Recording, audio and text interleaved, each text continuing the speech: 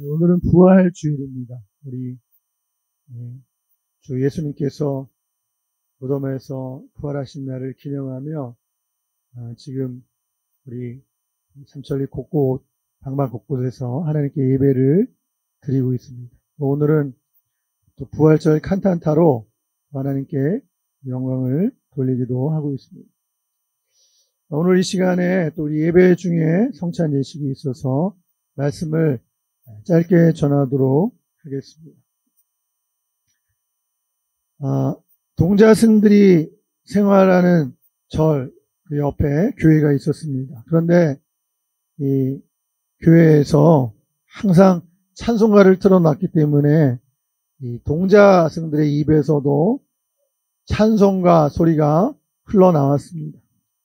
어느 날 이 주지승이 안 되겠다 싶어가지고 이 동자승들을 한 곳에 모았습니다. 도저히 안 되겠다. 교회 가서 제발 찬송가 좀 틀어놓지 말라고 부탁을 해야 되겠다. 누가 가겠니? 많은 동자승들 중에 한 명도 가려고 하지를 않았습니다. 그러자 주지승이 탄식을 하면서 다시 물었습니다. 너희 가운데 한 명도 갈 사람이 없단 말이냐? 그때 맨 뒤에 있던 동자승 하나가 손을 들고 비장하게 말했습니다. 스님, 제가 십자가를 지겠습니다. 네, 우리 예수님의 십자가 뒤에 예수님께서 부활하셨습니다. 여러분, 이 남미의 교회 한 전도사가 예수님의 부활을 증명하겠다고 교인들을 모아놓고 자신을 산채로 매장하라고 했습니다.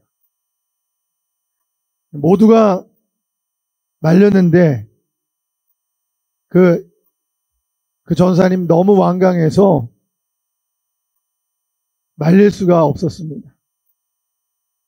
그를 산채로 매장을 하였습니다. 3일 후에 땅을 팠을 때 그는 싸늘한 죽음이 되어 있었습니다. 여러분, 우리가 이런 무모한 짓은 예수님의 부활을 증명하겠다고 이런 식으로 무모한 행동을 하지 말아요. 여러분, 창세기 3장 15절에서 예수님의 부활 사건이 예고되고 있습니다. 창세기 15절에 보면 성경 갖고 오신 분들 좀 찾아보시기 바랍니다. 창세기 15절에는 이렇게 되어 있습니다. 내가 너로 여자와 원수가 되게 하고 내 후손도 여자의 후손과 원수가 되게 하리니 여자의 후손은 내 머리를 상하게 할 것이요 너는 그의 발꿈치를 상하게 할 것이니라.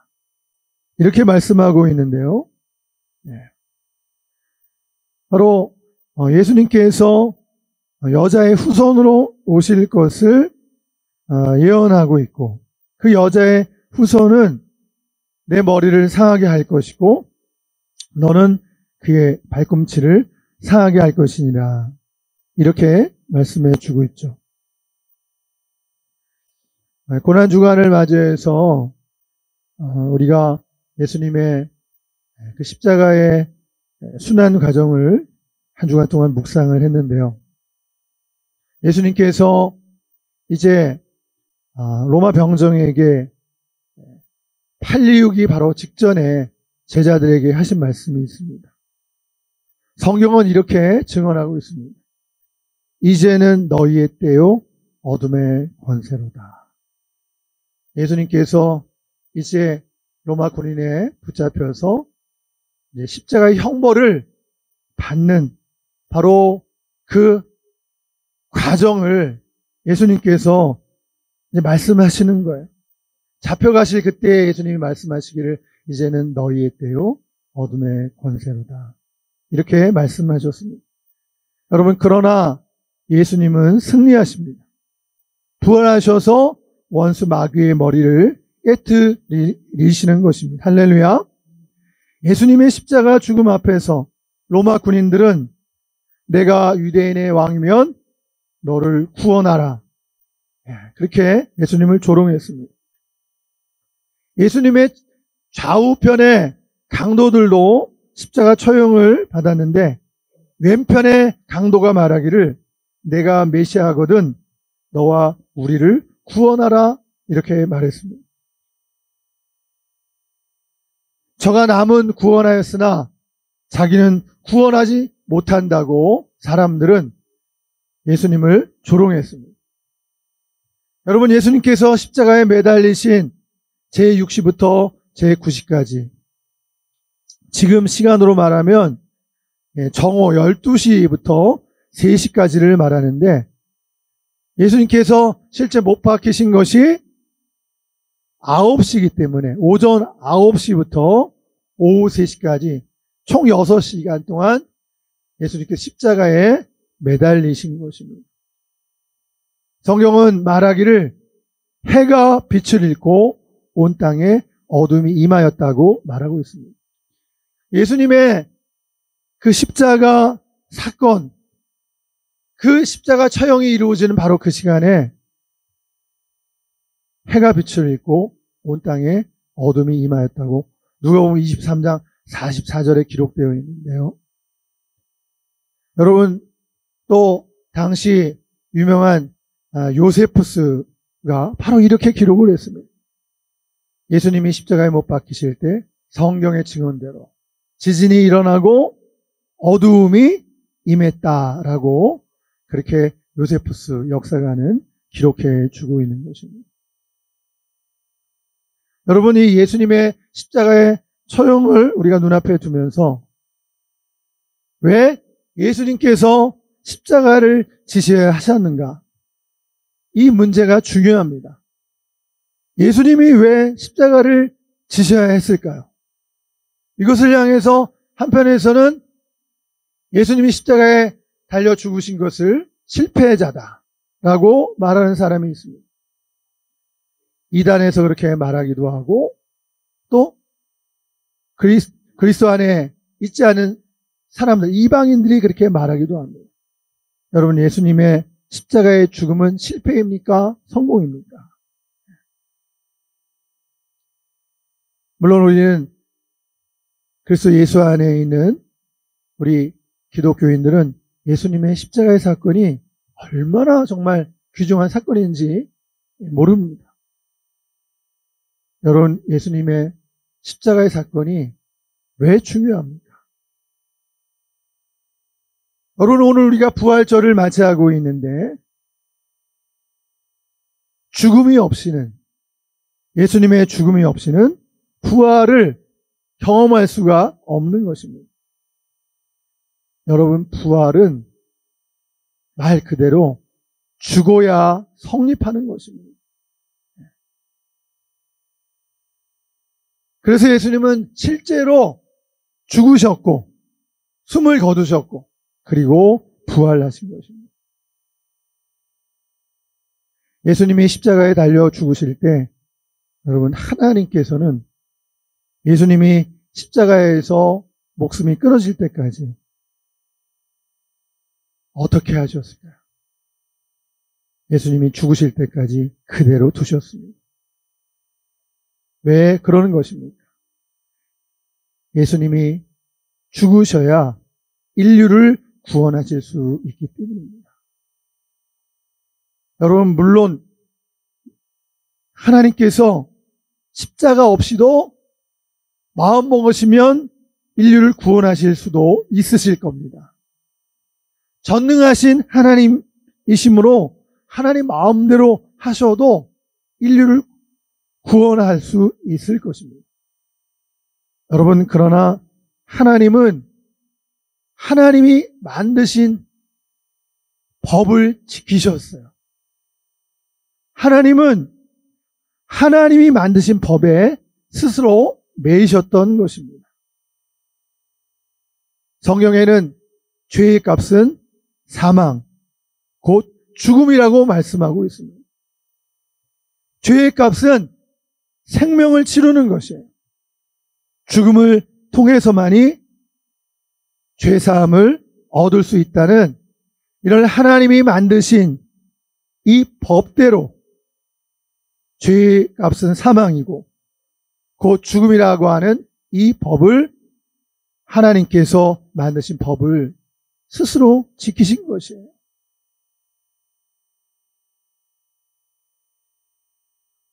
예수님께서 대속의 죽으심을 통해서 인류를 구원할 수 있게 된 것입니다. 죄인들인 우리의 죄값을 우리 스스로가 치를 수 없으므로 죄의 결과로 사망, 그 죽음을 예수님께서 십자가에서 죽으심으로 인류를 구원할 수 있게 하신 것입니다.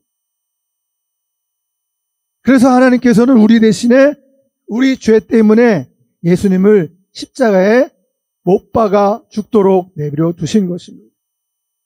예수님이 흘리신 그 보배로운 피로 우리 인류를 구원하시는 길을 열어주신 것입니다. 흠도 없고 죄도 없으신 그 예수님의 보혈로 우리의 죄를 사하시고 깨끗게 하시고 구원하신 것입니다. 또한 이사야 선지자의 그 예언의 말씀대로 우리 주님께서 징계를 받음으로 우리가 평화를 누리고 주께서 채찍에 맞음으로 우리를 낫게 하셨습니다. 바로 이것이 예수 그리스도의 십자가의 사건을 말하는 것입니다. 예수님이 십자가에서 징계를 받음으로 우리가 평화를 누리고 채찍에 맞음으로 나음을 입게 되었다라는 것입니다. 우리의 모든 문제가 십자가에서 도멸되고 우리의 질병과 상처를 고치시게 된 것입니다. 예수님의 피 흘리심은 모든 병든 자와 상처 입은 자의 치료가 되신 것입니다. 그러므로 예수님께 나오는 자 모두 치료받고 고침을 받고 정결케 되는 것입니다. 여러분, 또한 예수님의 죽음은 하나님의 사랑인 것입니다. 우리가 죄인 되었을 때 그리스도께서 흘리신 보혈은 하나님이 우리에게 대한 하나님의 놀라우신 사랑인 것입니다. 그래서 하나님께서는 독생자가 십자가에 죽는 그 순간까지 눈물을 흘리면서 예수님을 죽도록 그대로 두신 것입니다. 하나님의 그 뜨거운 사랑으로 우리를 사랑하신 것입니다. 예수님의 십자가는 하나님의 뜨거운 사랑을 말해주고 있는 것입니다. 여러분, 죽음 없이는 부활이 없습니다. 예수님은 죽으셨고 하나님이 죽으신 예수님을 살리셨습니다. 유명한 아시시의 성프란시스의 평화의 기도가 있는데요. 그 평화의 기도 중에 주여 나를 평화의 도구로 써주소서. 미움이 있는 곳에 사랑을, 다툼이 있는 곳에 용서를, 분열이 있는 곳에 일치를, 이렇게 이어지는 이 아시시 성프란시스의 평화의 기도의 마지막 부분에 이런 말이 있습니다. 우리는 줌으로써 받고 용서받음으로써 용서받으며 자기를 버리고 죽음으로써 영생을 얻는다라고 말하고 있습니다. 여러분, 죽음으로써 영생을 얻는다고 말합니다. 바로 예수님의 죽음이 우리 인류에게 영생을 주었습니다. 그리고 그를 따르는 제자들의 죽음이 수많은 사람들을 생명과 영생의 길로 이끌게 하였습니다. 선교사들과 순교자들을 통해서도 그 길을 걷게 하여 주셨습니다. 여러분, 십자가는 부활의 예고편입니다. 십자가를 지는 교회와 성도들은 그리스도의 남은 고난을 자기 육체에 채우는 것입니다. 여러분, 그렇게 교회는 이어져 왔고 또 오늘날까지 이어지고 있는 것입니다. 십자가를 지는 모습이 진짜 그리스도인의 모습입니다. 예수님이 걸어가신 그 십자가의 길, 그 길을 쫓아가는 제자들의 삶, 예수님이 걸어간 그 십자가의 발자취를 따라 걷는 것이 바로 제자의 삶이라고 할 수가 있는 것입니다. 마태복음 16장에 보면 그 유명한 그 가이사랴 빌립보 지방에서 유명한 베드로의 고백 이야기가 전해지고 있습니다. 예수님께서 그 빌립보 가이사랴 지방에 이를 때에 제자들에게 물어 이르시기를 사람들이 인자를 누구라 하느냐 이렇게 질문하셨습니다. 그럴 때 제자들이 대답하기를 더러는 세례 요한, 더러는 엘리야, 어떤 이는 예레미야나 선지자 중에 하나라고 합니다. 그럼 너희는 나를 누구라 하느냐? 그때 시몬 베드로가 대답하기를 주는 그리스도시요 살아계신 하나님의 아들이시냐이다 라고 고백을 했습니다. 그때 예수님께서 말씀해 주시기를 바요나 시몬아 내가 복이 있도다. 이를 내게 알게 하니는 혈육이 아니요 하늘에 계신 내 아버지시니라. 이렇게 말씀하셨습니다. 그리고 내가 내게 천국 열쇠를 주리니 네가 땅에서 무엇이든지 매면 하늘에서도 매이고 내가 땅에서 무엇이든지 풀면 하늘에서도 풀리리라. 이런 권세를 주셨습니다. 그러면서 예수님이 말씀하신 것이 바로 오늘 본문 말씀입니다. 이때로부터 예수 그리스도께서 자기가 예루살렘에 올라가 장로들과 대제사장들과 서기관들에게 많은 고난을 받고 죽임을 당하고 제3일에 살아나실 것을 제자들에게 비로소 말씀하시니라고 말하고 있습니다. 예수님께서 이제 십자가의 죽음을 말씀하시고 3일 만에 부활하실 것을 제자들에게 말씀하셨을 때 제자들이 예수님의 손을 붙잡고 말하기를 주여 그리 마옵소서. 이 일이 결코 주께 미치지 아니하리이다. 여러분 그때 예수님이 뭐라고 말씀하십니까? 베드로에게 말씀하시기를 사단아 내 뒤로 물러가라. 너는 나를 넘어지게 하는 자로다. 네가 하나님의 일을 생각하지 아니하고 도리어 사람의 일을 생각하는도다 라고 말씀하십니다. 여러분 예수님이 이 세상에 오셔서 해야 되는 가장 중요한 예수님의 과업이 바로 십자가를 지시고 죽으시는 일입니다. 근데 베드로는 이 일이 결단코 주께 미치지 아니하리이다 이렇게 말하고 있어요. 예수님은 베드로에게 사단아 물러가라. 너는 나를 넘어뜨리는 자로다. 네가 하나님의 일을 생각하지 아니하고 도리어 사람의 일을 생각하는도다. 여러분 이 하나님의 일은 바로 십자가를 말하는 것입니다.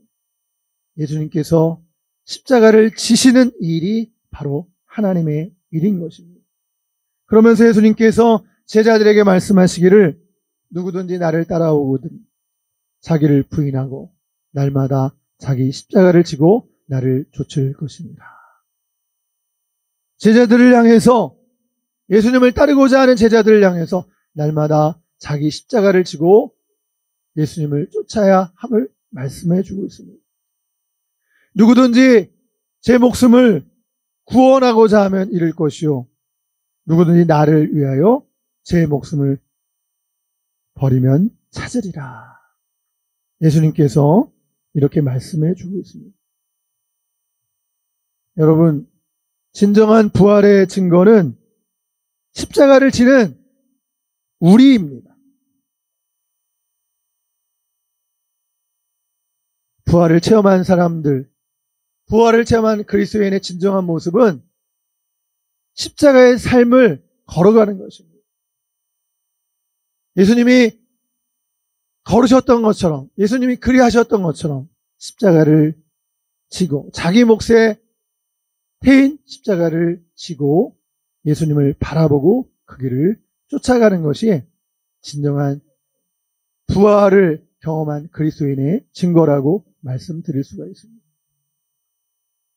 다른 이로서는 구원을 받을 수 없나니 천하인간의 구원 받을 다른 이름을 우리에게 주신 이가 없음입니다.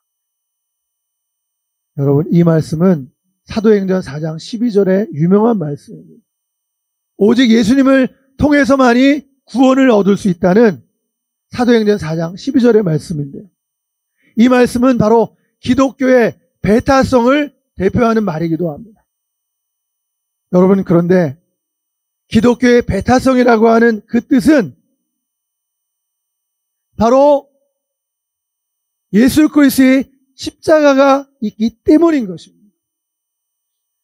하나님의 아들이신 예수님께서 십자가의 죽음을 통해서 죄인들의 죄를 씻어주시고 하나님의 자녀를 삼아주시는, 하나님께서 아들을, 독생자를 십자가에 내어 주시기까지 하신 그 하나님의 사랑을 기독교의 배타성이라고 말하는 것입니다.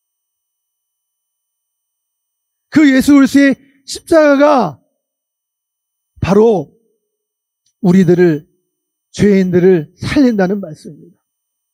여러분, 그런데 오늘날 이 십자가의 능력과 이 속에 담겨져 있는 사랑이 없이 기독교의 배타성을 말할 때 기독교는 뿌리가 타버린 고목으로 껍데기만 남아있는 그런 기독교의 모습을 말해주고, 그런 십자가의 사랑과 능력을 잃은 그런 우리 그리스도인들, 바로 껍데기만 남아서 밖에 버려 밟히게 될 것이다 라고 하는 경고의 말씀으로 우리가 들어야 하겠습니다. 오늘 성찬식 때문에 말씀을 이제 짧게 마무리하려고 합니다. 최후의 만찬을 그린 레오나르도 다빈치에 담겨있는 일화가 있습니다. 그가 최후의 만찬에서 예수님의 얼굴을 그리기 위해서 멋진 청년을 찾아다니다가 정말 거기에 걸맞는 그런 청년을 만나서 예수님 모델로 그를 그려냈습니다. 그런데 이제 12제자를 그려가는데 가룟 유다의 모델을 찾을 수가 없었습니다. 도저히 가룟 유다에 해당되는 모델을 찾을 수 없던 그가 어느 빈민가에서 정말 가룟 유다의 모델로 어울리는 아주 흉악하게 생긴 남자를 하나 만났습니다. 다빈치는 그에게 돈을 좀 줄 테니 모델을 할 것을 제안을 했습니다. 그 남자는 그 제안을 받아들였습니다. 다빈치는 그 남자 모델을 화실로 데려왔습니다. 그리고 그 남자를 가룟 유다로 그리는데 모델로 데려온 그 남자의 말이 자신이 이 화실에 언젠가 왔었다라고 얘기를 합니다. 그러고 보니까 그 남자의 얼굴이 어딘지 모르게 익숙한 얼굴로 보여졌어요. 그 남자가 이렇게 말했습니다. 오래전에 당신은 나를 예수님의 모델로 그렸습니다.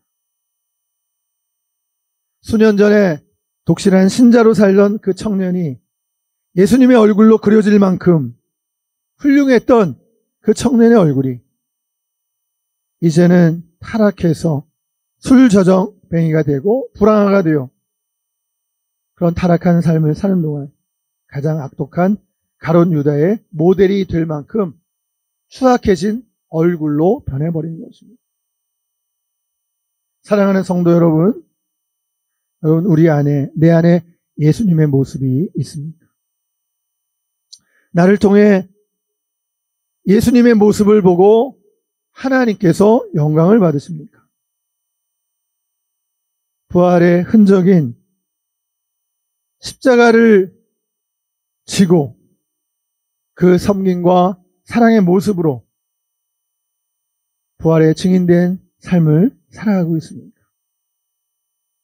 오늘 우리 몫의 메인 그 십자가를 우리가 달게 지고 그 예수님의 섬김과 사랑의 모습으로 부활의 증인된 삶을 살아서 하나님의 뜻을 이루고 하나님의 나라를 만들어 가시기를 축복합니다. 기도하시겠습니다. 하나님 아버지, 우리 안에 부활의 기쁨과 능력을 가지고 예수님과 함께 부활의 흔적인 예수님의 십자가를, 내 몫의 태인 그 작은 십자가를 달게 지고 하나님의 뜻을 이루고 하나님의 나라를 만들어 가게 하여 주옵소서. 우리 주 예수님의 이름으로 기도하옵나이다. 아멘.